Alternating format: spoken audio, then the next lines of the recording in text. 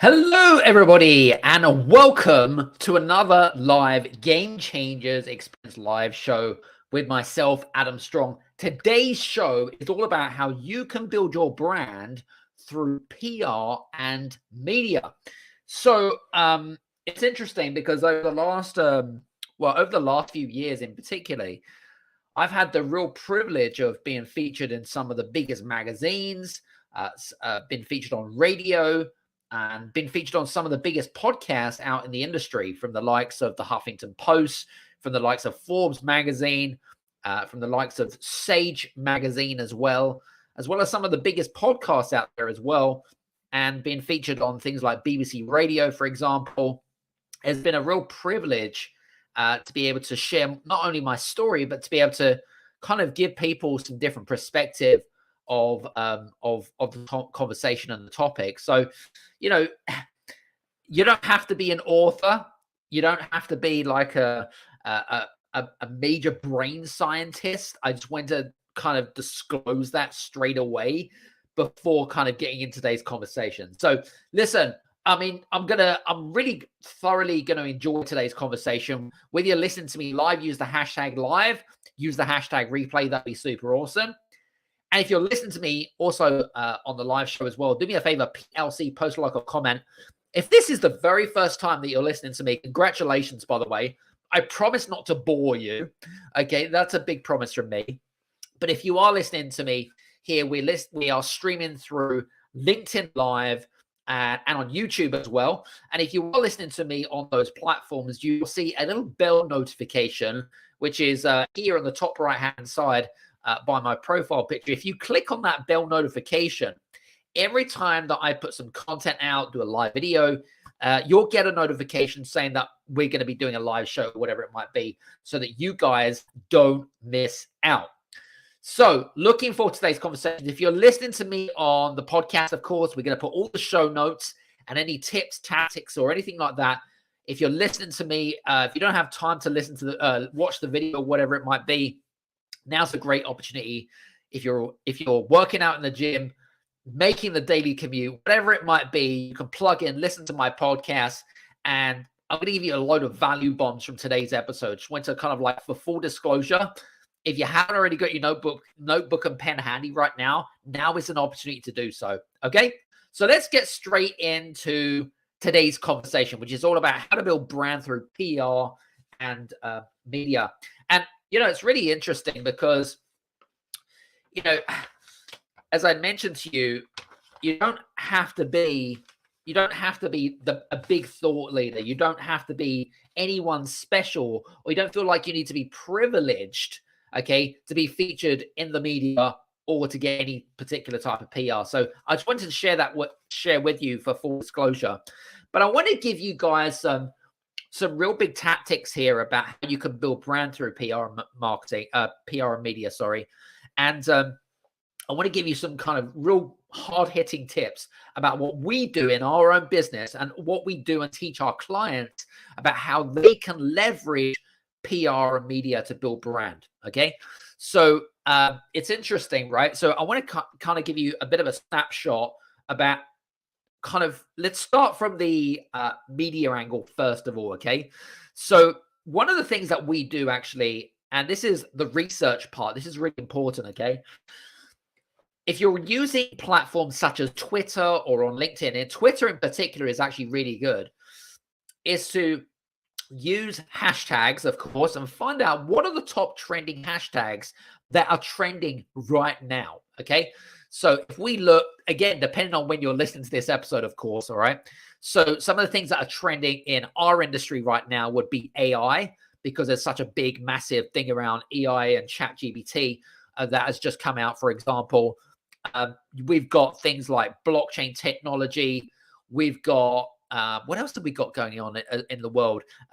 We've also got things like sort of non-political based topics and angles as well. So, for example, if there is a news story that's just come out and it might be suddenly about, I don't know, the economy or about pension plans or whatever it is, depending on what your industry, your topic, or your niche is, what sort of angle could you do? What can you do to piggyback off of current trends or industry trends that are really kind of like, really kind of like making headlines out there, if that makes sense. So what I would do is I would actually do some research first. And, Twitter's the best way to do this.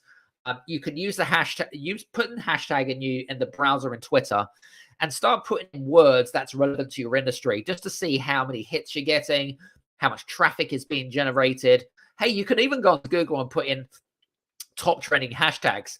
And I can guarantee you it'll either give you a website or give you a resource as to the top trending hashtags that you need to be using that you can then piggyback, so that when you create your story, article, post, video, whatever it is that you're creating in terms of content, you can then piggyback off of that current hashtag. Does that make sense? So that when people type in that hashtag, guess what? You're going to come up. This is where when you are creating content, especially for like things like video and audio content in particular, this is where it becomes when it becomes viral. Does that make sense? So this is a really interesting part. The other thing as well, one of the other things that we do and teach our clients as well is using Twitter in particular, actually, to build a relationship with journalists. So let me give you kind of like a framework, if you like, with regards to how do you connect with journalists, right? How do you find out like what they want, okay, without taking up too much of their time? Because journalists are very busy people, right? Well, aren't we all? But also, how can you create an angle, okay, or a story to be able to kind of get featured in whatever media they represent? Does that make sense? So the first thing is, what I was going to say to you is, if you're using Twitter, actually, again, find out if you was to write a list of all the different media outlets that you'd like to be featured in. So again, depending on what industry you're in. So if you are in, if you're a financial advisor, and imagine being featured in This Is Money, which is like a major website, for example, and being able to write an article for them, that would be like crazy, right?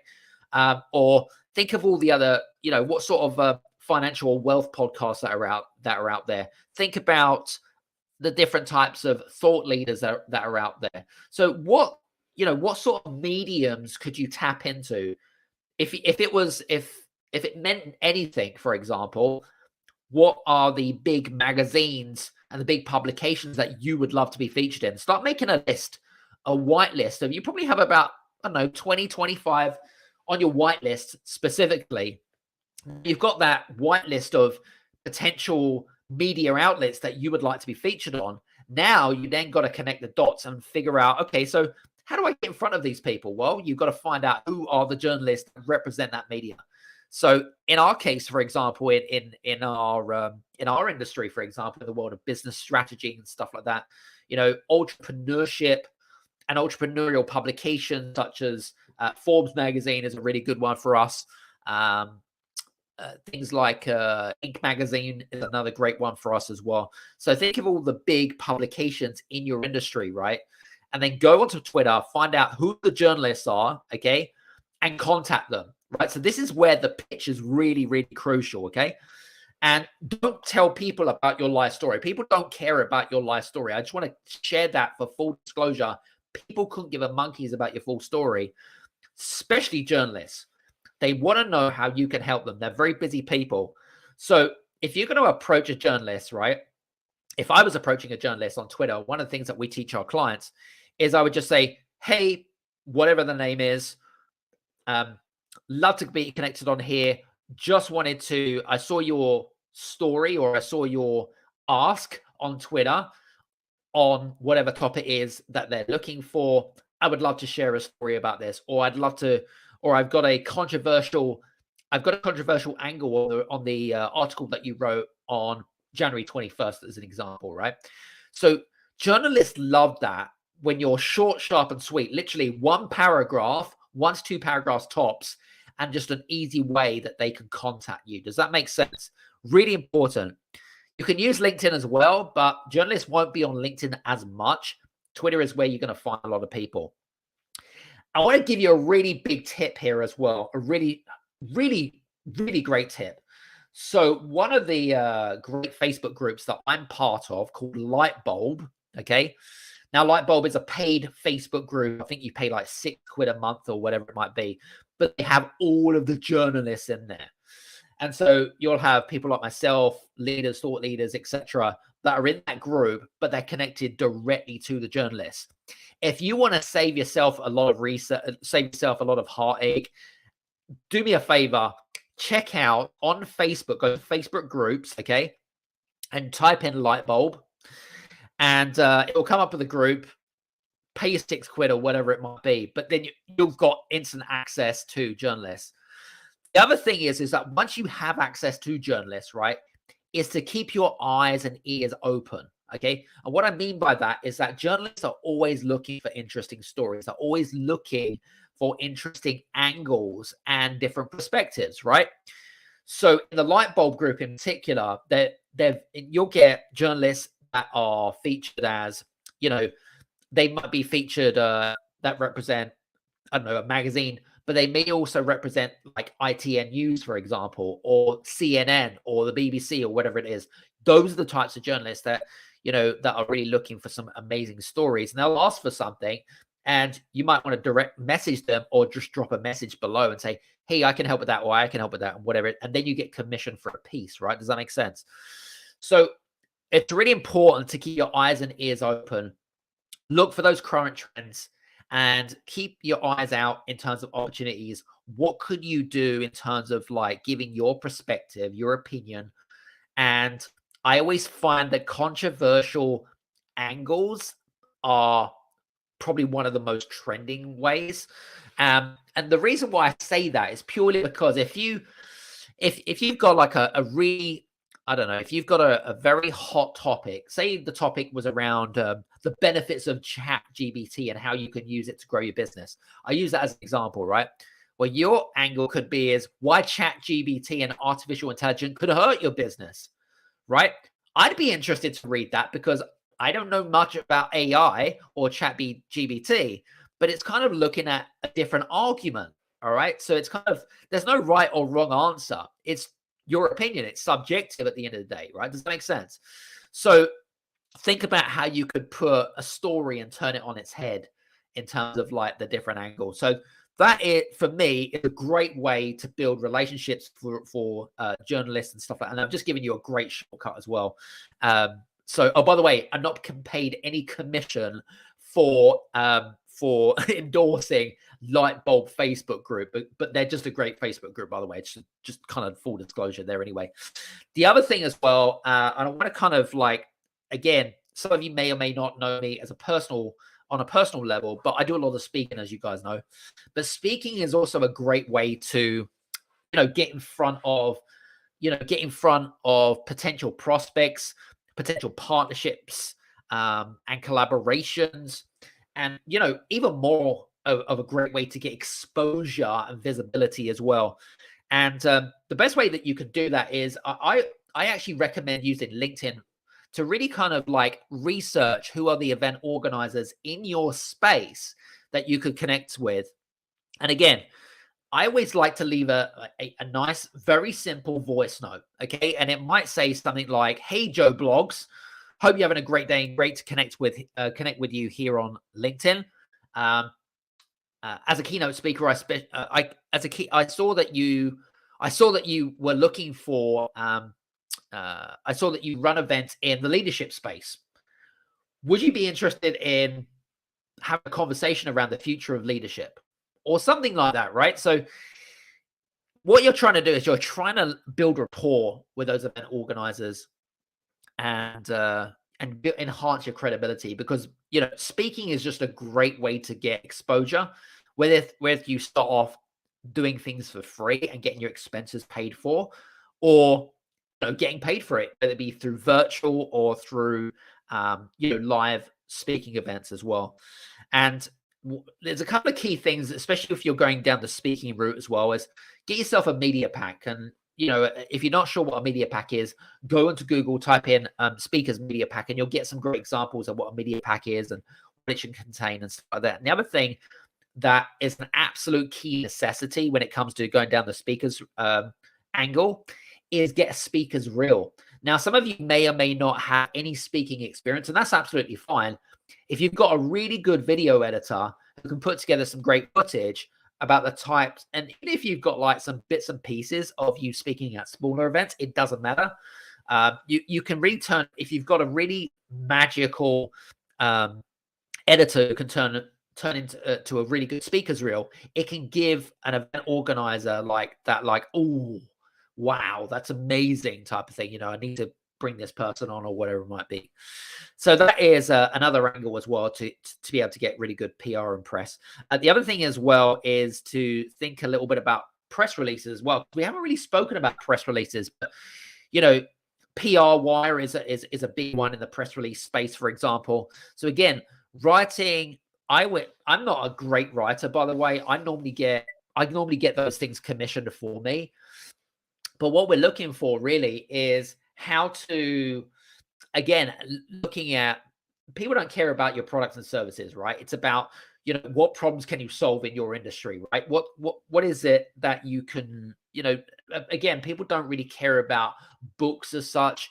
You know, they want to know, like, again, what's the benefits of why they should read the book, right? What sort of topics are you covering?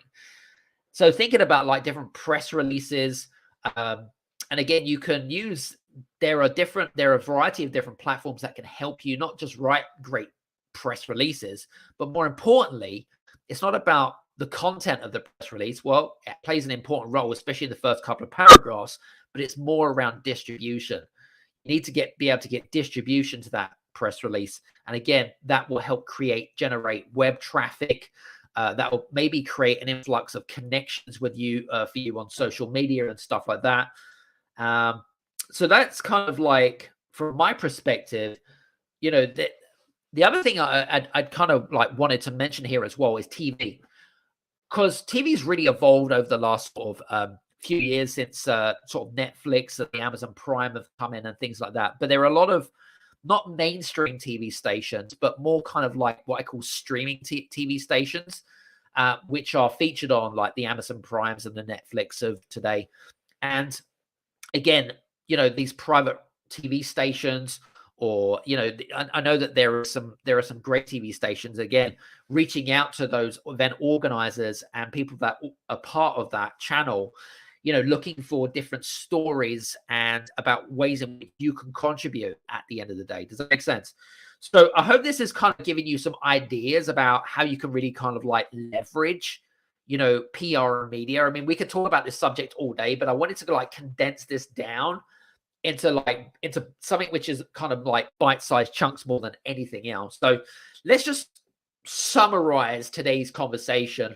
By the way, I hope that you're enjoying today's conversation. If you are, do me a favor, give us a like, share, a comment in the comment section below. That'd be super awesome. If you're listening to the podcast, if you do resonate with some of the tips, some of the tactics, and some of the strategies that I'm sharing with you, and you feel like you're getting some value, please do me a favor, go over onto Apple or Spotify. I would be really, really appreciated if you could leave a 1 or a 5-star review on any of those sites. That would be like super awesome. So in summary, at the beginning, I talked a little bit about how to approach journalists, and I talked a little bit about using trending hashtags and how controversial stories, or turning a story upon its head in order to get traction. Does that make sense? In order to build a relationship with the journalist as well. How to find, what I was going to say, I mentioned a Facebook group called Lightbulb, which has been super useful for us. How to use Twitter, how to use Twitter the right way and stuff like that, and how to pitch to journalists in 1 sentence or less, right? So no stories. They just want to know, why are you messaging me, right? Okay. And what do you want, basically, in a nutshell? Okay. And I have to be very blunt about that, because again, journalists are on deadlines. They're very busy people. They get multiple pitches that are sent to them. What you've got to think to yourself is, why should they talk to you and why should they care? So that's the big question you have to ask yourself. The other thing that I mentioned as well in today's show is speaking and the benefits of speaking as well. And I mentioned about some of the, some clients that we're working with and helping them get some exposure for some visibility. There's also some great speakers bureaus, which you can also tap into. So if you go into Google, type in speakers bureaus, And you can get some very good exposure just by creating a profile. And if you've got a media pack, creating a media pack and a speaker's reel, that's really going to enhance your credibility as well. And also things like podcasting as well is going to get some great exposure. It's a great platform, by the way, for just practicing your trade. Even if you're doing things like live streams into a private Facebook group initially, that's also great practice ground for, again, getting yourself visible, getting yourself out there and getting some attention, getting eyeballs on you effectively. Does that make sense? And then the other thing I mentioned around is around press releases as well. And what you need to do to put into a press release, what you shouldn't put into a press release, right? So I talked a little bit about that too, and how you could really leverage PR and marketing and media, PR and media more specifically in order to enhance your brand. So listen, guys, I hope that as today's brought some value. I don't know. I'm not sure if it's brought any value, but I hope it has brought some value from today. And I hope it's given you some sort of epiphanies, given you some ideas more specifically. And if you have any questions, do me a favor, use the questions in the comment section below, either over on YouTube, LinkedIn, or on Twitter. That's where we're streaming right now. If you have any questions and you want to reach out and you want to come as part of our trial and stuff like that, we have a wonderful Telegram group, which I put the link below, and we'll put the Telegram group also in the podcast notes. So if you're listening to this in the gym or on your daily commute, you can listen to us. You can see it over on Telegram. And the other thing I wanted to, again, I mentioned this numerous times as well.